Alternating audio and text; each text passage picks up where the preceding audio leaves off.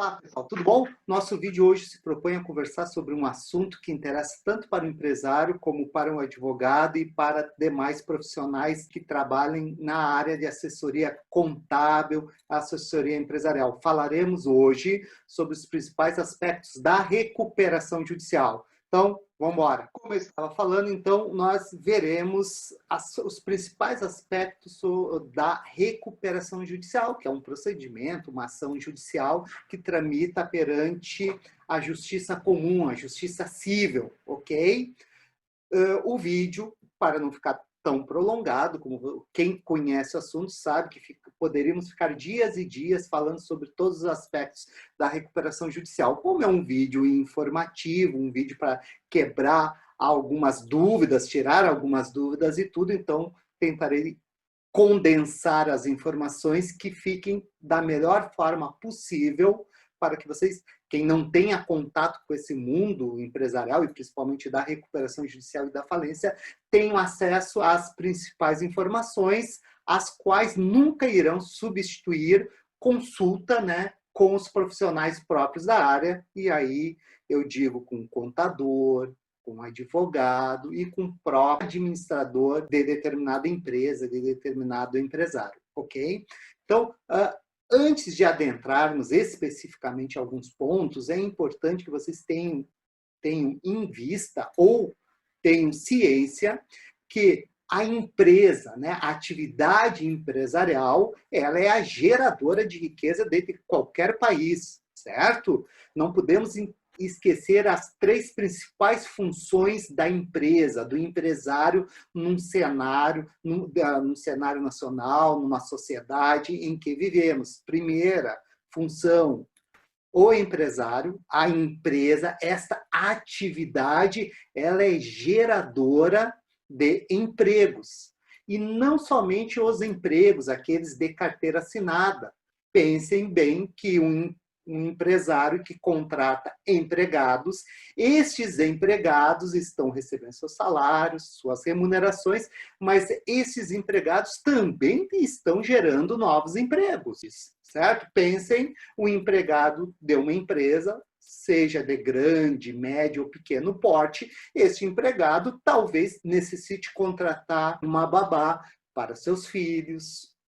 Haverá necessidade da configuração aí de uma empregada doméstica ou de um empregado também, né? Então, haverá assinatura de uma CTPS. Este empregado talvez venha contratar uma faxineira ou um faxineiro, 1, 2 vezes por semana. Aqui daí são trabalhadores sem uma carteira de trabalho devidamente assinada.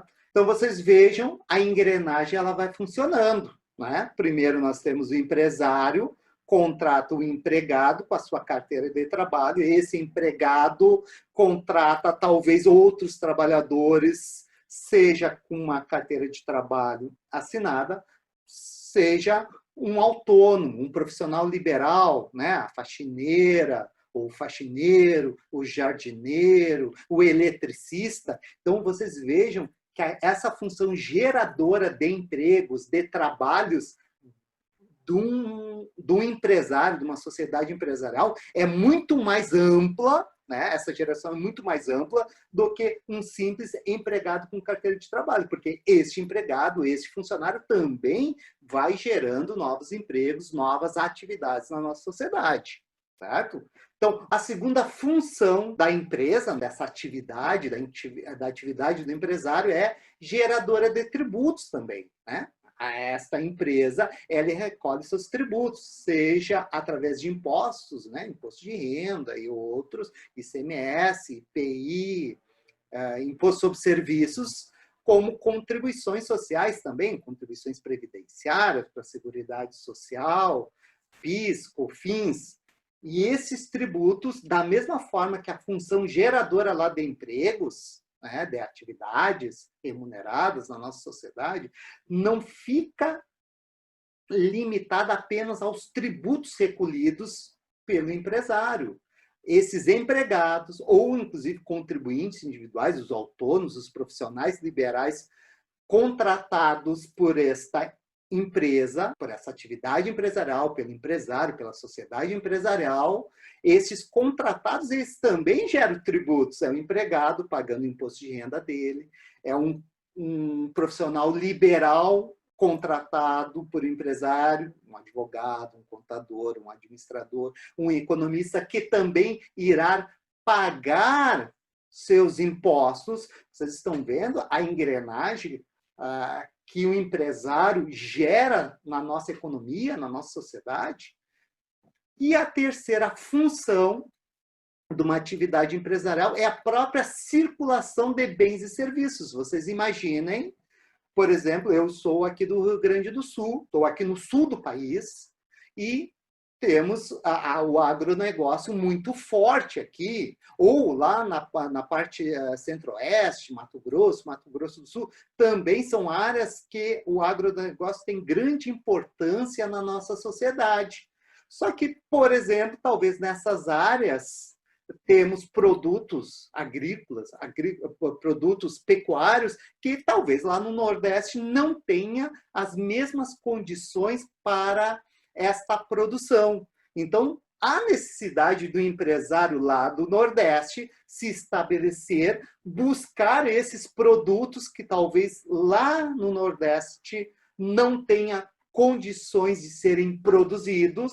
Então, esse empresário lá do Nordeste vem aqui no Rio Grande do Sul, compra produtos, como eu falei, da pecuária, da agricultura, e leva para aquela localidade do Nordeste. Então, esta também é uma função do empresário, facilitar o acesso a produtos ou serviços que em determinada área de um país, eles não lá existam, certo? Então, o empresário faz toda essa engrenagem, a função geradora de empregos, a função geradora de tributos e a facilitação da circulação de bens e serviços, certo? E, em alguns momentos, por algum problema de planejamento, por alguma situação eventual, seja pelo que nós estamos passando atualmente, a pandemia, desorganizando muitos setores econômicos, este empresário pode passar por momentos em que ele tenha alguma dificuldade momentânea, passageira, para cumprir as suas obrigações, certo? Seja com seus fornecedores, seja com seus prestadores de serviços. E aí, o que ele vai fazer? Nós não podemos, como sociedade, se nós temos um empresário que está passando por um momento de dificuldade, uma dificuldade passageira de curto prazo, para saldar os seus compromissos, simplesmente vamos fechar esse empresário, vamos decretar uma falência. Então, o direito prevê um mecanismo dentro de uma lei. O vídeo não é para ser tão técnico, mas para quem gosta, a Lei 11.101, lá de 2005, que cuida da recuperação judicial. Essa lei prevê, então, um instrumento para soerguer este empresário que está passando por um momento transitório de dificuldades para saldar os seus compromissos. E esse instituto nós chamamos de recuperação judicial, ok? Então, a recuperação judicial é um instituto encontrado no ordenamento jurídico para soerguer aqueles empresários que estão passando por dificuldades momentâneas, passageiras, em seu negócio e que não está conseguindo adimplir as suas obrigações.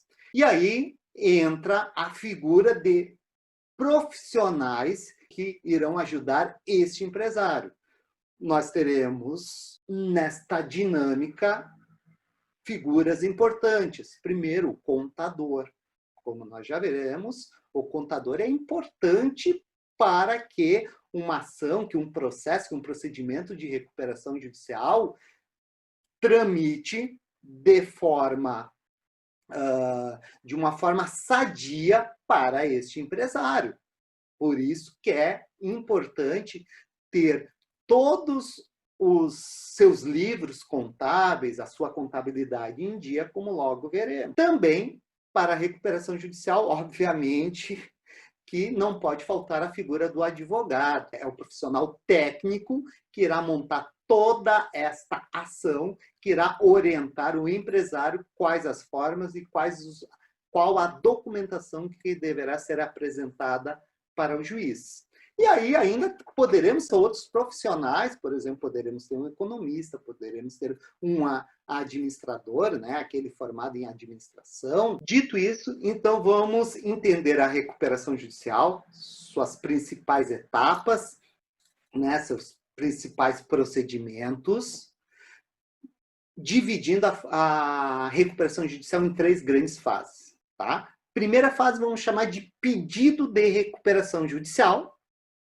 Vamos ver os principais elementos. A segunda fase vamos chamar da fase do plano de recuperação judicial. Veremos as principais circunstâncias que envolvem essa fase. E teremos a terceira fase, que é a propriamente dita fase de cumprimento dessa recuperação judicial até o seu encerramento. Vamos lá. Fase 1. Fase do pedido de processamento da recuperação judicial. Nesta fase, o advogado do empresário vai apresentar sua petição inicial para o juiz e vai explicar todas as razões e as circunstâncias que levaram para aquela dificuldade financeira momentânea que o empresário está atravessando. Certo? E aí vai narrar se é uma empresa que trabalha com importação e exportação, vai narrar uma variação negativa para esse empresário, a variação negativa do dólar, sobe, desce. O momento que nós estamos passando hoje, a pandemia com muito comércio fechado, né? Então o advogado vai narrar esses fatos e vai também, neste momento processual, apresentar uma série de documentos obrigatórios para que o juiz se debruce sobre essa documentação, analise e veja, né, que aparentemente é viável esse deferimento da recuperação judicial para esse empresário. Será apresentado para o juiz uma gama de documentos, os quais são obrigatórios para o deferimento da recuperação judicial. Dentre eles, exemplificadamente falando, dos últimos 3 exercícios, o balanço patrimonial, as demonstrações, as demais demonstrações contábeis, a relação de credores até aquele momento, um momento comprovando que esse empresário está há, no mínimo, 2 anos exercendo atividades empresariais. Também tem a necessidade de demonstrar uma lista de todo o patrimônio dos seus sócios e dos seus administradores, até para, na evolução deste processo, que pode, inclusive, culminar com uma decretação de falência, para vislumbrar se não temos problemas de fraudes, né? De fraudes falimentares. Certo? Então, uma gama de documentos que o profissional que irá orientar o empresário, o profissional mais indicado é o advogado, certo? Confecção dos documentos, sim. Esses documentos virão lá do profissional contábil, que inclusive tem a habilitação profissional para a produção e assinatura de um balanço, de um DRE e uma série de outros documentos fiscais e contábeis obrigatórios pela lei. E aí o advogado apresenta essa documentação para o juiz vai analisar, estando toda essa documentação completa, o juiz vai, em regra, deferir que este processo avance, certo? Esse processo avance. Neste momento que o juiz defere, que ele acata, que ele aceita o pedido de recuperação judicial, ele vai nomear um administrador judicial, essa figura, junto com a figura da Assembleia Geral dos Credores e com um comitê de credores, são institutos que normalmente estão presentes tanto na ação de recuperação judicial como de falência. Esses 3 institutos nós veremos em vídeos separados, certo? Mas, no momento que o juiz defere a recuperação judicial, nós temos a nomeação do administrador judicial.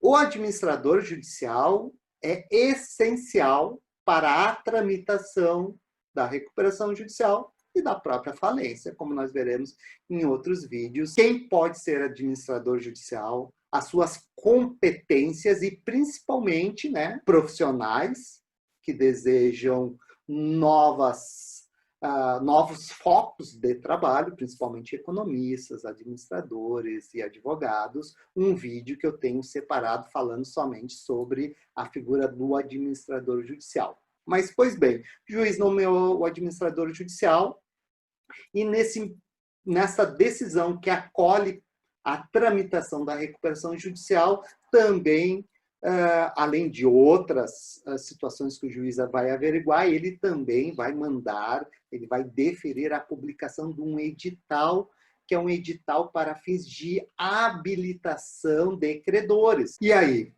depois de passado o prazo para a habilitação desses credores, nós adentramos na segunda fase da recuperação judicial, que é a fase, como eu havia denominado, de fase do plano. Por quê?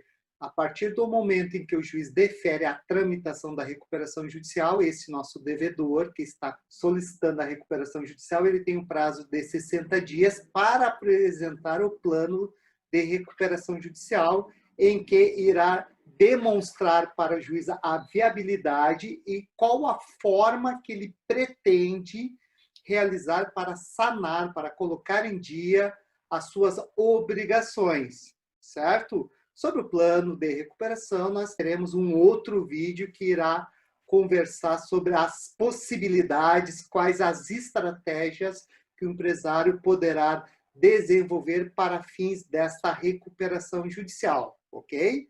E aí, até 60 dias, esse empresário apresenta para o juiz o plano de recuperação judicial, após a publicação do edital, dando ciência que esse plano já se encontra nos autos, já se encontra lá no processo, nós passamos para a terceira fase da recuperação judicial, que, como eu havia dito, nós podemos chamar da fase de concessão e cumprimento dela.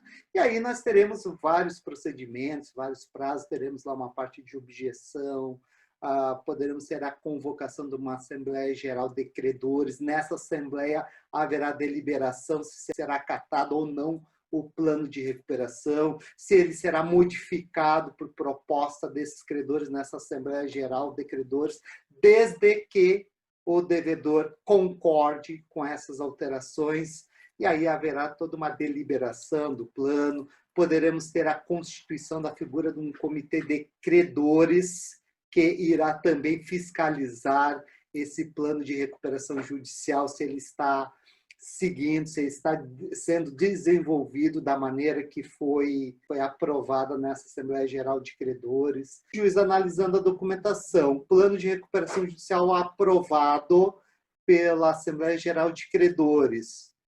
O devedor apresentando certidões tributárias, no sentido que, ao menos, já parcelou todas essas dívidas que estavam vencidas com os órgãos públicos, com uma Secretaria da Fazenda do Estado, com a União, com a Secretaria da Fazenda Municipal, o juiz vai dar uma decisão, em regra, concedendo que esse plano de recuperação judicial seja cumprido estritamente na forma em que aprovado, certo?